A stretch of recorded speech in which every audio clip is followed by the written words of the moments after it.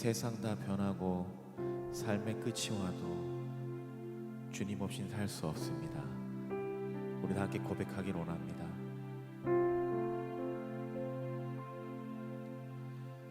세상 다 변하고 삶의 끝이 와도 주 없이 살 수 없네.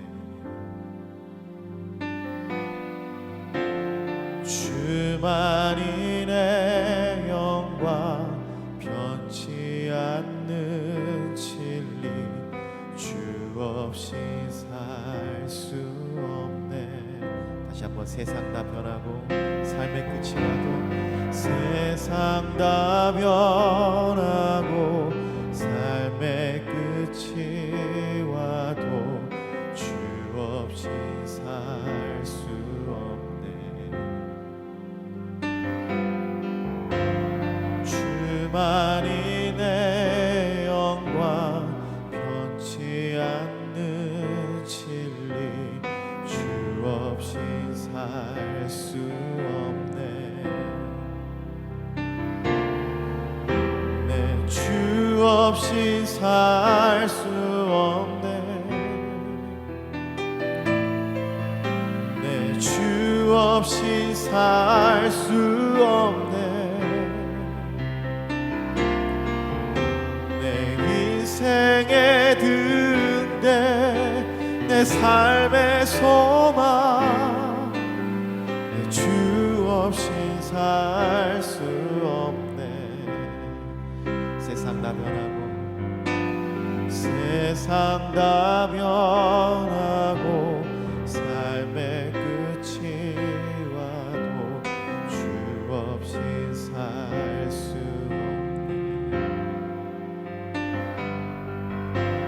주만이 내 영광 변치 않는 진리 주 없이 살 수 없네.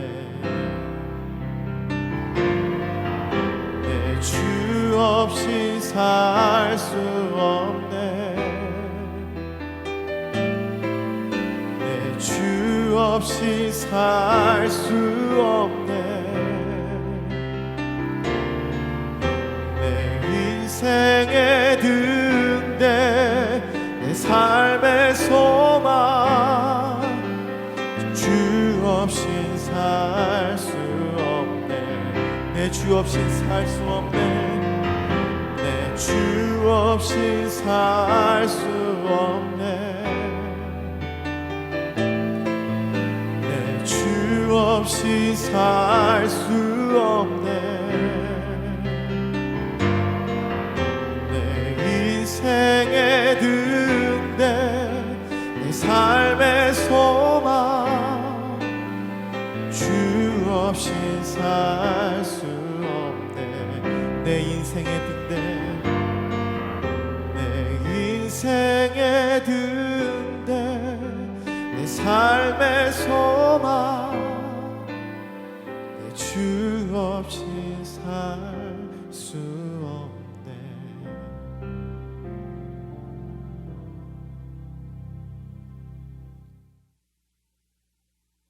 주님, 오늘도 우리에게 새날을 허락하심을 감사드립니다. 이 아침 우리에게 주시는 말씀으로 우리를 새롭게 하여 주시고 오늘 하루도 이 말씀을 붙들고 살아갈 때 주님께서 우리 삶 가운데 살아 역사하여 주시옵소서. 예수님의 이름으로 기도드립니다. 아멘. 오늘 묵상할 말씀은 시편 39편 1절에서 13절까지 말씀입니다. 그 중에서 1절에서 6절을 함께 읽겠습니다. 내가 말하기를 나의 행위를 조심하여 내 혀로 범죄하지 아니하리니 악인이 내 앞에 있을 때 내가 내 입에 재갈을 먹이리라 하였도다. 내가 잠잠하여 선한 말도 하지 아니하니 나의 근심이 더 심하도다. 내 마음이 내 속에서 뜨거워서 작은 소리로 읊조릴 때 불이 붙으니 나의 혀로 말하기를 여호와여 나의 종말과 연한이 언제까지인지 알게 하사 내가 나의 연약함을 알게 하소서. 주께서 나의 날을 한 뼘 길이만큼 되게 하심에 나의 일생이 주 앞에는 없는 것 같사오니 사람은 그가 든든히 서 있는 때에도 진실로 모두가 허사뿐이니이다. 진실로 각 사람은 그림자같이 다니고 헛된 일로 소란하며 재물을 쌓으나 누가 거둘지는 알지 못하나이다. 아멘. 시편 39편은 다윗의 시로 개인의 탄원시입니다. 이 시편은 인생의 덧없음을 돌아보며 하나님께 소망을 두는 내용입니다. 특별히 본문은 죄를 지은 결과로 고통당하고 있는 시인이 침묵을 하면서 하나님께만 오로지 기도하고 용서를 구하고 그분으로부터 응답과 회복을 간절히 바란다는 것이 주된 내용입니다. 무엇보다 오늘 본문을 세 부분으로 나눌 수 있습니다. 첫 번째 파트는 말없음, 두 번째 파트는 덧없음, 세 번째 파트는 바라봄입니다. 1절부터 3절은 시인이 침묵하겠다는 말없음에 대한 부분입니다. 4절부터 6절은 인생의 무상함을 말하는 덧없음에 대한 부분입니다. 그리고 7절부터 12절은 결국 시인이 하나님께 소망을 두고 회복을 간구하는 주를 바라봄에 대한 내용으로 시편 39편은 전개됩니다. 그래서 본문을 말없음, 덧없음, 바라봄으로 나눠서 살펴보겠습니다. 먼저 첫 번째 말없음, 즉 침묵하겠다라는 부분부터 보겠습니다. 1절의 시인은 시작부터 침묵을 선언합니다. 그는 악인이 그에게 있더라도 자기 입에 재갈을 물려 자신의 말을 통제하겠다라고 말합니다. 사람들이 짐승을 부리기 위해 입에 망이나 재갈을 씌우거나 코를 뚫는 것처럼 시인은 자기 입을 통제하여 필요 없는 일에 휘말리지 않겠다라고 다짐하고 있습니다. 즉 혀를 잘못 놀려 죄를 짓지 않기로 다짐하고 행위를 조심하고 있는 모습입니다. 그러나 이것은 절대 쉬운 일이 아닙니다. 힘들고 고난을 당할 때 지금 당장 자신을 변호하고 항변을 해야 되는데 그 쉬운 방법을 선택하지 않으려고 하니 시인의 마음이 무척 힘듭니다. 그래서 2절에 보면 시인이 이렇게 말합니다. 나의 근심이 더 심하도다. 시인의 마음에서는 시간이 지날수록 우라가 치밀어 오르는 것입니다. 그 우라의 정확한 이유가 무엇인지 잘 모르지만 1절을 볼 때 악인을 언급한 것을 보아 악인과 관계가 있다는 것을 짐작할 수 있습니다. 할 말을 하지 못하고 누르고 있으면 내면에서 고통의 열기가 점점 뜨거워졌고 더 이상 침묵할 수 없는 지경에 이른 것입니다. 그래서 3절에서 이렇게 얘기합니다. 내 마음이 내 속에서 뜨거워서 작은 소리로 읊조릴 때 불이 붙었으니. 우리도 살면서 이러한 경험들이 많이 있지 않습니까? 굳이 말하면 뭐하나 싶어서 참으려고 하는데 자꾸 부하가 치밀어 오릅니다. 말을 해도 못 알아듣는 인간들 말하면 뭐하냐 싶어 상대하지 않으려고 하는데 자꾸 그때 내가 그 말을 했어야 되지 하며 밤새 생각납니다. 그리고 심지어 왜 나는 바보같이 그때 가만히 있을까라고 하며 자책하며 자신이 한심하기까지 합니다. 성도 여러분들은 이런 적이 있지 않습니까? 저도 자주 있습니다. 그런데 사실 막상 그 상황 속에 말을 시원하게 쏟아내오면 어떤지요? 오히려 그 말 때문에 더 힘들어지고 더 문제가 커집니다. 그 말 때문에 이제는 문제가 수습되지 않는 상황까지 간 적도 있습니다. 말을 안 하면 답답해서 죽겠고 말을 하면 감당이 되지 않아서 죽겠고 이러지도 저러지도 못합니다. 그래서 말없음, 즉 침묵은 힘든 것입니다. 그래서 그런지 시인은 결국 입을 열기로 합니다. 그런데 이상하게 시인이 입을 열어 말하는 방향이 우리가 예상한 방향이 아닙니다. 보통 이럴 때는 누구를 향해 입을 열겠습니까? 아마 크게 대상이 두 가지일 겁니다. 첫 번째는 나를 괴롭히는 악한 자, 그리고 두 번째는 힘없는 약한 자입니다. 이렇게 나를 힘들게 하는 악한 자에게 항의하고 저항하는 일을 하든지 아니면 일과는 아무런 상관이 없지만 아주 만만한 약한 자에게 괜히 그 사람에게 엄한 화풀이를 하게 됩니다. 그러나 시인의 선택은 다릅니다. 자신의 감정을 주체하지 못하고 침묵을 깬 시인은 사람을 향해 쓸데없는 말을 내뱉거나 화를 표출하지 않고 하나님을 향해 입을 엽니다. 그는 당면한 문제를 해결할 수 없음을 인식하고 하나님께 조언을 구하고 있습니다. 이렇게 보면 시인은 선택적 침묵을 한 것입니다. 섣불리 사람들에게 입을 열어서 죄를 짓지 않고 하나님께만 호소하고 말하는 선택적 침묵입니다. 성도 여러분, 하나님 우리에게 침묵만을 강요하지 않습니다. 무슨 일이 있어도 참아라, 입 뻥끗하지 말라라고 하지 않으시고 하나님께서는 자신에게 말하라고 말씀하십니다. 그러면 4절에서 시인이 침묵을 깨고 하나님께 어떤 말을 하는지 살펴보겠습니다. 시인은 침묵을 깨고 하나님께 아뢰는 첫 마디가 자기 인생의 끝이 언제인지를 질문합니다. 언뜻 보면 이것은 이렇게 힘든 인생 끝나는 날이 언제입니까? 도대체 풀리지 않는 인생, 나아지지 않는 상황 너무 괴롭습니다. 그냥 내 인생 끝냈으면 좋겠습니다.처럼 들릴 수 있습니다. 하지만 이 질문은 문자적으로 시인이 죽을 때가 얼마 남았느냐라고 묻는 물음이 아닙니다. 이 짧은 삶을 살아가는 목적에 대한 물음입니다. 그래서 시인은 이 물음에 덧붙여 5절과 6절에서 인생의 덧없음에 대해서 계속 얘기합니다. 말없음에서 덧없음으로 이어지고 있는 것이지요. 자신처럼 이렇게 힘들고 어렵지 않고 든든히 서 있는 사람들, 그렇게 성공한 사람들, 그들의 삶이 평안하고 성공적일지라도 시인은 인간의 날은 한낱 잊긴과 같아 허무할 뿐이라고 말합니다. 사람이 소란을 떨고 야단법석을 피우며 자기가 원하는 것을 추구하고 쌓아가지만 그 모든 일이 그림자같이 지나가고 게다가 그 결과를 누가 가질지도 모르니 이 모든 것이 다 헛될 뿐이라고 말합니다. 자, 여기까지 내용을 정리하면 정말 억울하고 힘들고 고통스러운 가운데 참으려고 했는데 도저히 견딜 수 없어 주님께만 호소하는 선택적 침묵을 하고 있습니다. 그래서 이를 통해 시인은 이 상황에 대해 하나님께 원망으로 일관하지 않고 인생을 달관하는 말을 하게 됩니다.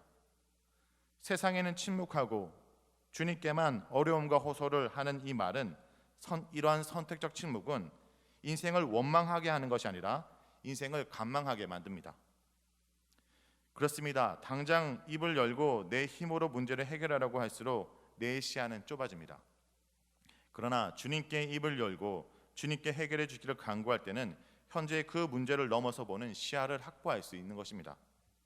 이것이야말로 한 치 앞도 보지 못하는 세상 가운데 하나님 자녀만이 하나님과 관계 속에 누릴 수 있는 특권인 것이죠. 그래서 말없음, 덧없음에서 이제는 바라봄으로 이어집니다. 시인은 7절에 이렇게 고백합니다. 주여 이제 내가 무엇을 바라리요? 나의 소망은 주께 있나이다. 시인은 유한하고 제한된 인간의 존재를 인지하고 인식하고 인정하면서 이런 현실에서 절망하여 주저앉지 않습니다. 대신 자신이 덧없는 세상에서 소망을 둘 대상이 있음을 고백하고 그 소망 되시는 하나님을 바라봅니다. 특별히 이 시편 본문의 바라본 부분에서 우리가 묵상해야 될 부분이 있다면 그것은 12절에 시인이 이렇게 고백하는 부분입니다.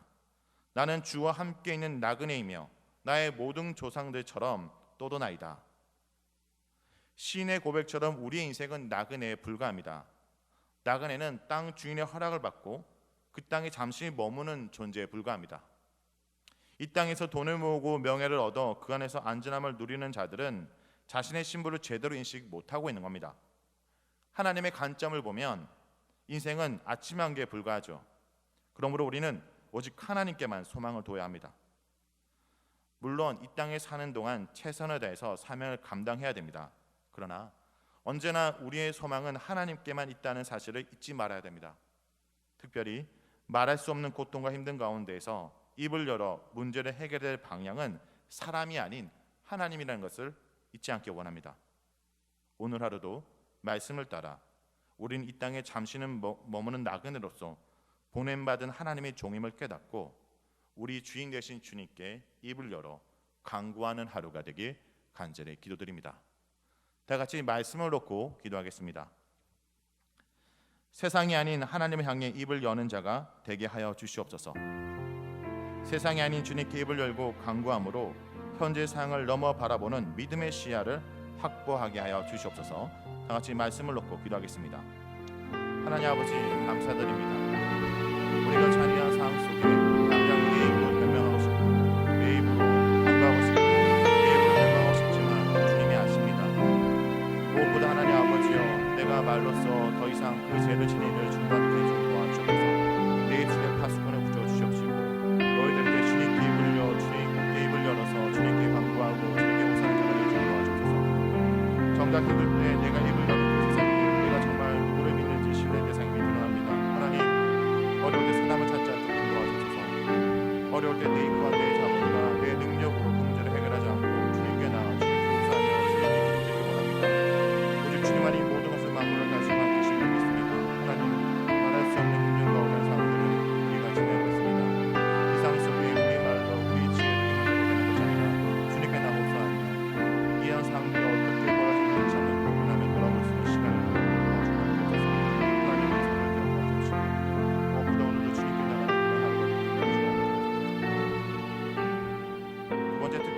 나라를 위해서 기도하겠습니다.